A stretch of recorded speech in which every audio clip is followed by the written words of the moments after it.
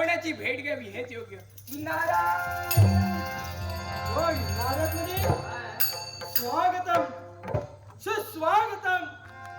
या लंकेमध्ये तुमचं मी स्वागत करतोय.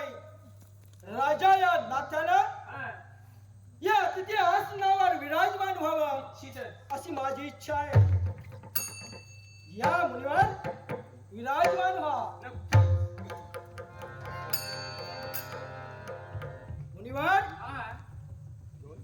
ज्या ज्या वेळेला तुम्ही इथपर्यंत येताय ती वेळ माझ्यासाठी शुभ असेल असं मला वाटत नाही. पण आज इथपर्यंत आलात सहज की मुद्दाम असं म्हटलंस तर ते निश्चितच पात्र ठरेल. रावण यावेळी या ठिकाणी येण्याचं माझं कार्य झालं. हे का असेल? कशासाठी? तर श्रीराम सागरावरती बांधतायत तो सेतू. या लंकेपर्यंत येण्यासाठी बांधण्यात जाणारा तो सेतू.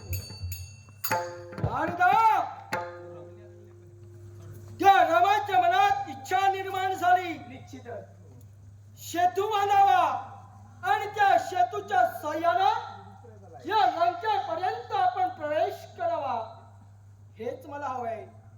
असं जर असेल तर यावेळी ऐक म्हणतोय ते सेतू काही बांधून पूर्ण होणार नाहीये. याच्या मुळाशी कारण आणि ते जर सेतू पूर्ण बांधून व्हायला हवं तर तुझा आशीर्वाद त्या दोघांना हवाय. हे नारदा, माझ्या वैद्याला मी आशीर्वाद द्यावा हे योग्य नाही. त्याला आशीर्वाद नाही तर त्याला शासन करेल तो हा रावण. यावेळी यात तुझंच भलं आहे. जर शत्रू तुझ्या पायाशी आला तर यावेळी तू त्याचा घात करणं सोपं होईल.